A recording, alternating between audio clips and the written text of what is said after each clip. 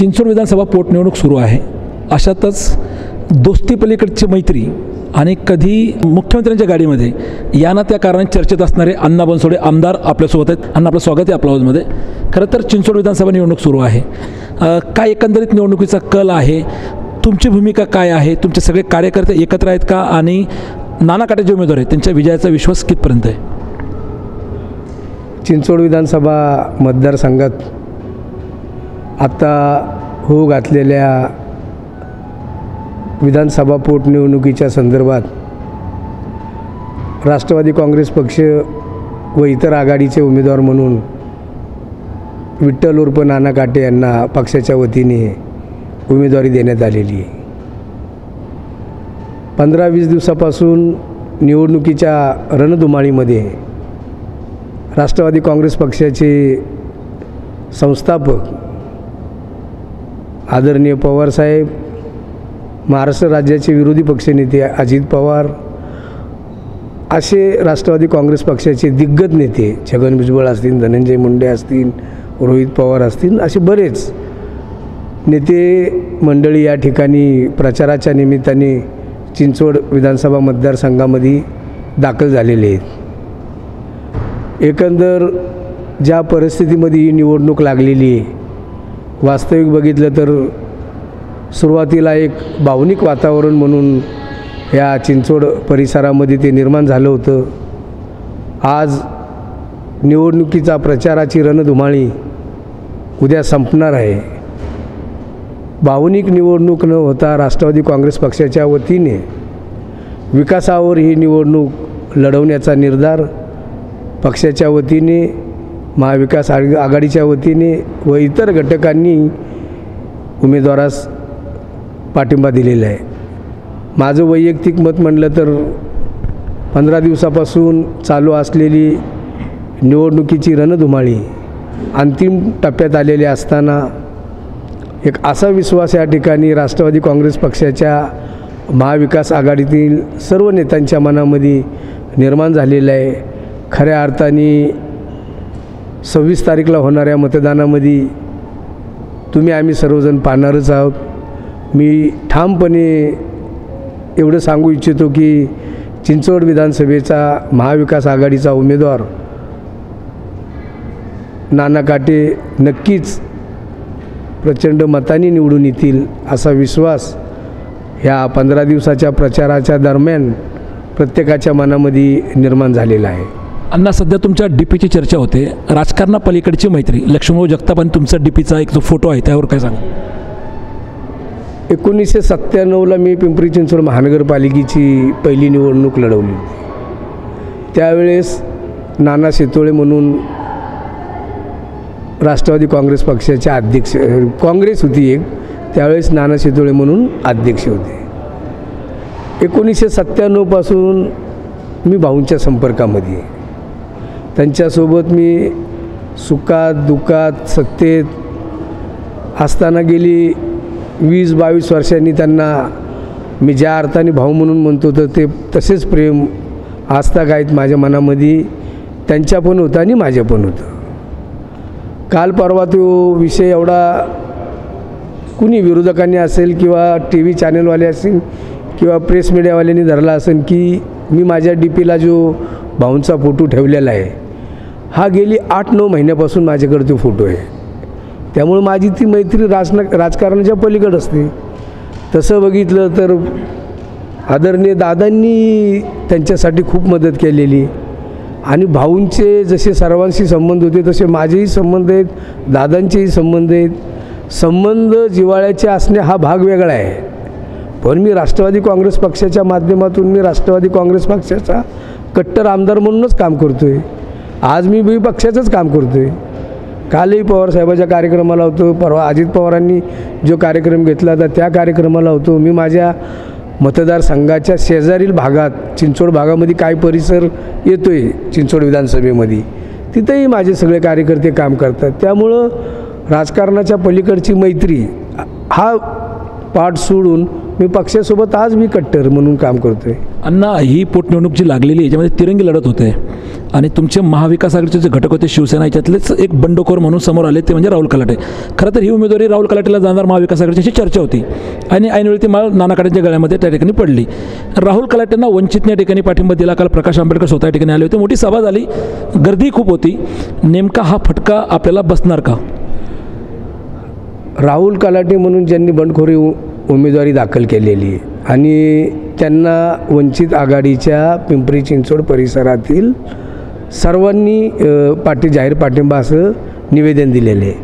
तुम्हाला खरी वस्तुस्थिती माहिती नाही. वंचित आघाडी ज्या टायमाला राहुल कलाटे या उमेदवाराला पाठिंबा देण्यासाठी त्यांच्या कमिटीमधले 12, 15, 16 अशी जे लोकं बसली होती, त्या अर्ध्या लोकांनी तर महाविकास आघाडीला सपोर्ट करायचं म्हटलं होतं आणि अर्ध्या लोकांनी राहुल कलाटेला म्हणले. खरं तर वंचित आघाडीने जे सपोर्ट केलेला आहे हा पूर्णपणे सपोर्ट केलेला नाही आहे आणि शेवटी बंडखोर उमेदवार म्हणून आज त्यांची ती इमेज झालेली आहे. महाविकास आघाडीचा उमेदवार म्हणून नाना काटेची उमेदवारी या ठिकाणी जाहीर करण्यात आलेली. त्यामुळं शिवसेना, राष्ट्रवादी काँग्रेस आणि इतर पक्षाचा उमेदवार म्हणून शेवटी नाना काटे यांचं पारडं जडच असणार आहे. बंडखोरी उमेदवारी दाखल केल्यानंतर आता त्यांची प्रचाराची यंत्रणा कशी आहे काय ते तर मला काही ठाऊक नाही आहे. चिंचवड विधानसभेच्या लगतचा मतदारसंघ म्हणजे पिंपरी विधानसभा, ज्याचं नेतृत्व तुम्ही करताय, तुम्ही आमदार आहात. मावळ विधानसभावरून थोडंसं लांब पडतं आहे.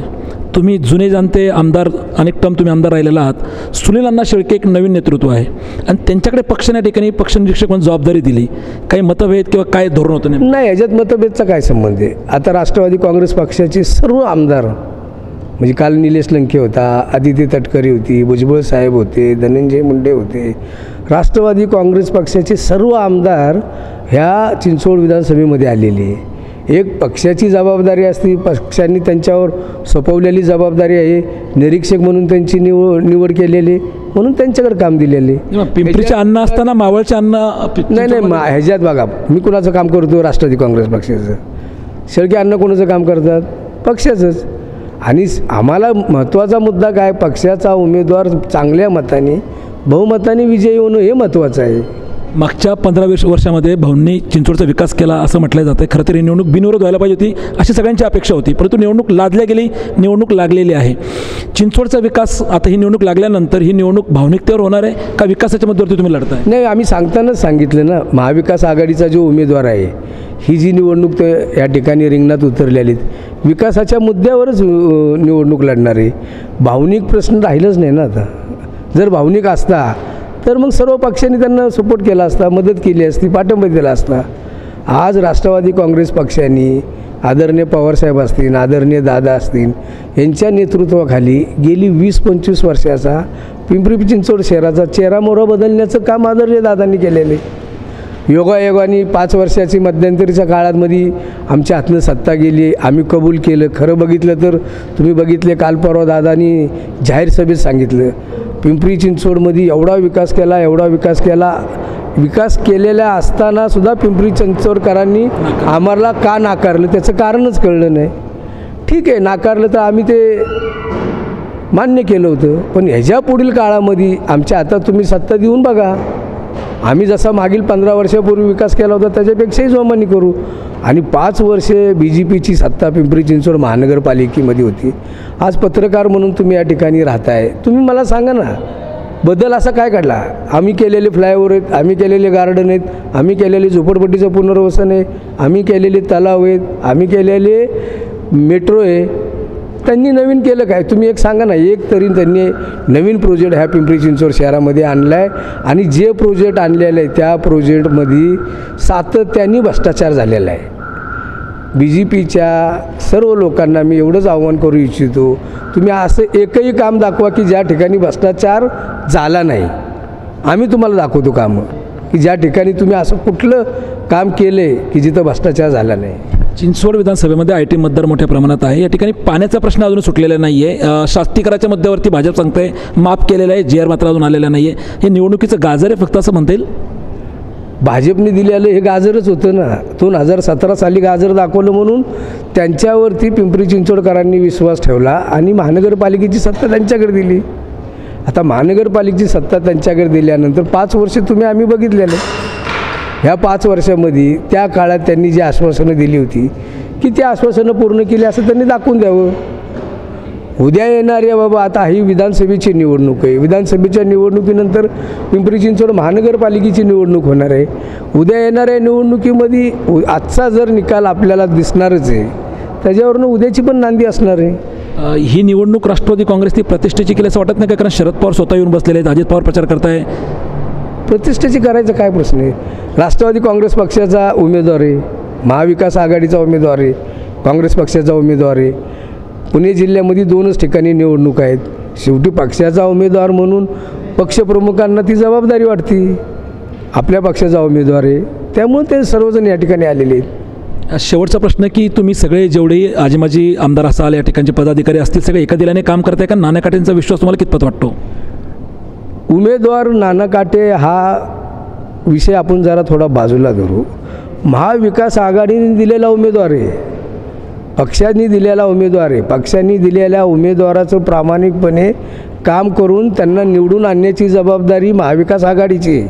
मग त्यात शिवसेनेचे कार्यकर्ते असतील, काँग्रेसचे कार्यकर्ते असतील, इतर घटक पक्षांनी ज्यांनी सपोर्ट केलेला आहे, पाठिंबा दिलेला, ते सगळं एका दिलाने काम करताना आम्ही बघितलेलं. आता गेली 15-20 दिवसापासून पिंपरी चिंचवड शहरामध्ये किती नेते आमचे पण आले असतील, त्यांचे पण आलेले आहेत. आणि पार्टीचा उमेदवार म्हणल्यावर काम करणं आमचं कर्तव्यच आहे. नाना काटेंचा विजय निश्चित कन्फर्म 100%. या ठिकाणी आपल्यासोबत होते पिंपरी विधानसभेचे आमदार अण्णा बनसोडे. महाविकास आघाडीचे उमेदवार नाना काटे यांचा विजय निश्चित होईल, कारण या ठिकाणी सगळेच कार्यकर्ते एका दिलाने काम करत आहे. यांच्यामध्ये कुठल्याही प्रकारचं मतभेद नाही असं स्पष्ट स्वतः या ठिकाणी अण्णांनी केलेलं आहे. 26 तारखेला मतदान आहे, 2 मार्च रोजी निकाल होणार आहे. घोडादोरणं मैदानदूर अशी परिस्थिती असणार आहे. कोणाचा विजय होणार आहे हे निश्चितच येणाऱ्या 2 मार्च रोजी आपल्याला स्पष्ट होणार आहे. कॅमेरामॅन भानुदास शिवराळसह मी अतुल परदेशी, आपला आवाज, चिंचवड.